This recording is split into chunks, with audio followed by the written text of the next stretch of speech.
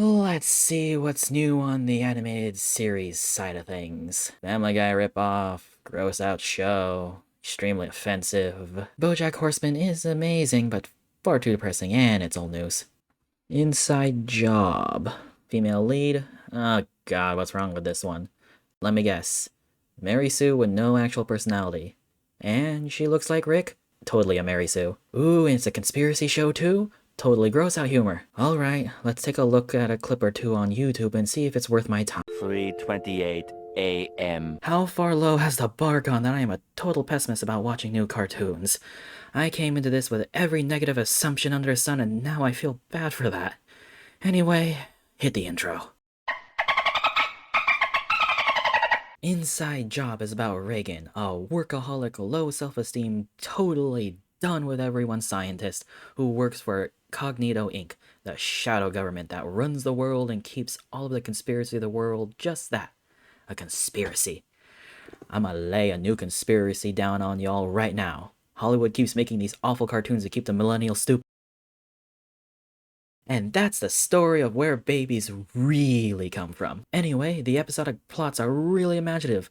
Like, this is really well thought out for how outlandishly stupid it can be, and I love it. The world building is absolutely nuts and yet totally consistent. At first glance, Inside Job seems like a Rick and Morty ripoff with a genius as the main character and all the pessimism the show likes to fling around, but without the central family dynamic that so many animated shows have to do, it feels so different.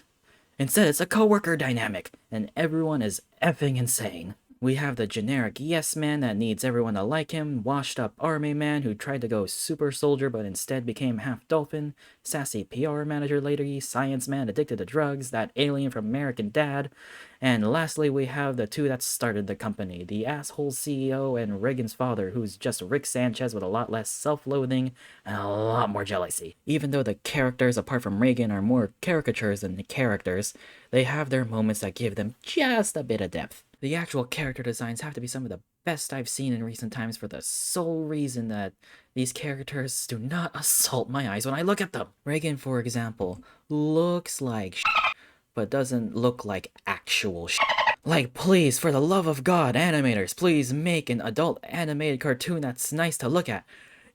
Even you, BoJack Horseman. I love you, but you aren't the prettiest thing to look at. I watch you for your personality. Have you seen this man?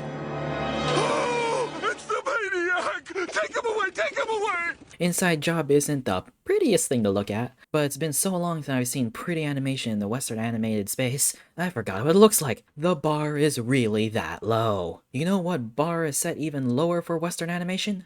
Animation quality. Usually these shows are animated so that these characters are as stiff as possible with absolutely no body language, so that it's cheap to animate. Inside Job, on the other hand, is way better animated than it has any right to be. Like, not only are the characters super expressive, but their faces and body have actual depth while moving. When someone looks slightly left, for example, the nose moves slightly to cover the eye just a bit to convey that the head turned. There's actual perspective going on. Even the shows with good animation like Rick and Morty don't do it this well. They've got some very skilled animators.